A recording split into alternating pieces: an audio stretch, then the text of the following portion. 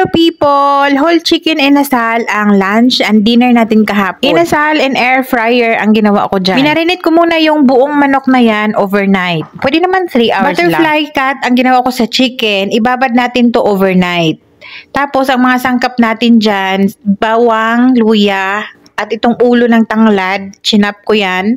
Tapos, naglagay tayo dyan ng isang buong lemon. Kung kalamansi ang gamit nyo, mas mabango yun. Mas gusto ko yung kalamansi. Siguro mga 10 pirasong kalamansi. Yung manok dyan, hiniwaan ko yung mga part na alam kong medyo mahilaw or maalanganin tayo sa pagluto. Hiniwaan ko at tinusok-tusok ko yung mga laman para manuot yung lasa. Naglagay tayo ng half cup soy sauce at paminta marami. And naglagay tayo ng mga 2 tablespoon ng liquid seasoning and 2 tablespoon ng sugar. Hindi na ako naglagay ng asin dyan dahil marami na tayong soy sauce na nilagay. I-mix lang natin mabuti, massage lang natin mabuti yung manok natin para manuot talaga yung lasa, and then ibabad ko yan overnight, ilagay ko sa refrigerator. Sobrang daling gawin ito at hindi pa siya matrabaho. Imamarinate mo lang yan, tapos kinabukasan pwede mo nang isalang sa air fryer. Nasayangan ako itapon yung dahon ng tanglad kaya pinailalim ko yan sa manok. Nagiging 24 hours yung pagbabad ko dyan dahil dapat lunch yan. Mga 12 or 1 ko dapat isasalang yan. Kaso biglang tumawag yung amo ko, tapos yung alaga ko nangangailangan ng damit. Hinatid ko muna doon sa kabilang bahay kung saan sila Belle at yung 2 alaga. Hinatid ko yun, tapos pinabihisan yung batang yun dahil meron pala siyang activities kasama yung kanyang classmates. Sobrang layo ng bahay na yun. So natagalan ako umabot ng gabi, kaya yung lunch ko at dinner in one na. Nagutom na talaga ako sa daan at sobrang traffic, pero wala naman tayong magawa. Sa air fryer, sinet ko lang yan ng chicken, meron namang settings dyan, and then yung time ay in-increase ko yan ng 30 minutes. Sa mga oras na yan, mag alas 7 na yan ng gabi. Buti talaga nakasalang na ako ng kanin bago ako umalis. Yung pinagbabara natin ng manok, tinanggal ko lang yung sabaw, yun lang yung kailangan natin dyan. At naglagay ako ng olive oil at konting colored na yellow, food color.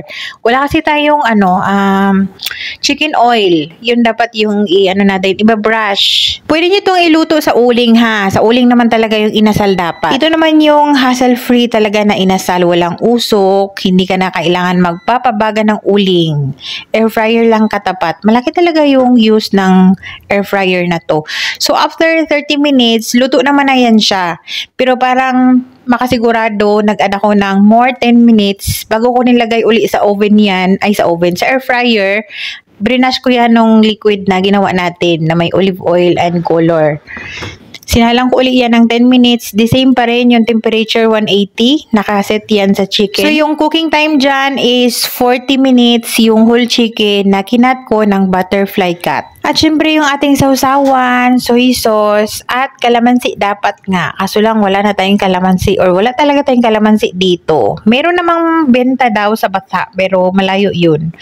Naglagay tayo ng chili sa sausawan para masarap maanghang-anghang. After 10 minutes, ito na yung ating serye. Pwede na tayong kumain. Sobrang gutom na ako. Yung kalahati ng manok may binigay ko sa driver. Dahil sa wala tayong magulay-gulay dyan, as side dish, naglagay tayo ng kamatis at cucumber. Para meron naman tayong gulay na makain, hindi lang protein lahat. Naubos ko yung chicken na yan, tapos yung rice, yun na lang yun, hindi ako nag-add. Sobrang lambot, napaka-satisfying yung kanyang flavor, nanuot talaga yung lasa ng ating marinade. O alam niyo na, pwede nyo na tong handa sa New Year. Ganitong mga handa, tong magandang ihanda sa New Year dahil sobrang daling gawin at hindi ka na mapapagod pa masyado. O ano bang hinintay nyo, gumawa na kayo dyan at kain na tayo. Kain tayo! Sarap ng ating inasal. Inasal sa air fryer.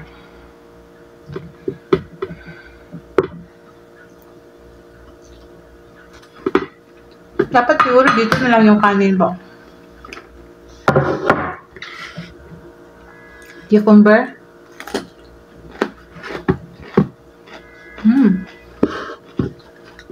Yung ating very juicy. Sobrang malinamnam na very juicy.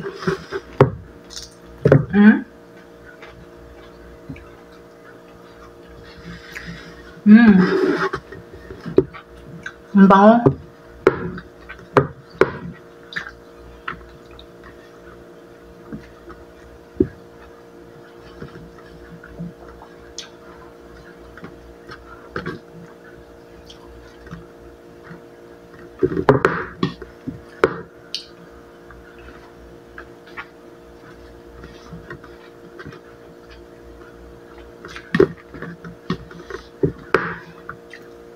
Saktong natapos lang akong kumain dyan, umalis na din ako para magsundo nung alagang hinatid ko kanina sa friend niya, yung classmate niya, na mayroon silang school activities daw, pero nag-football lang naman pala. Diyos ko po. Namili lang kaibigan, sa malayo pa talaga yung bahay. Sobrang traffic kasi yung daanan papunta doon, kaya sobrang natagalan.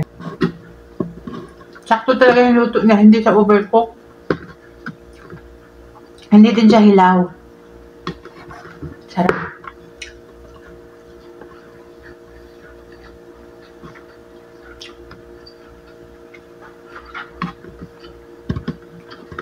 Naputol ko yung video mukbang ko dyan dahil si Basma tumawag sa akin. Meron siyang magandang balita. Sobrang na-surprise yung mukha niya. Pero alam ko naman yung ibabalita niya dahil sinabi na sa akin ni Amo bago sila umalis. Sa kanya pa lang kasi nalaman yung balita na yan. Kaya ayun, agad-agad siyang tumawag sa akin at yun nga, binalita. Ayun, sa haba na chismis, hindi ko na malaya na ubos pala yung chicken at yung rice ko dyan. As in, ubos talaga. Sobrang busog ako.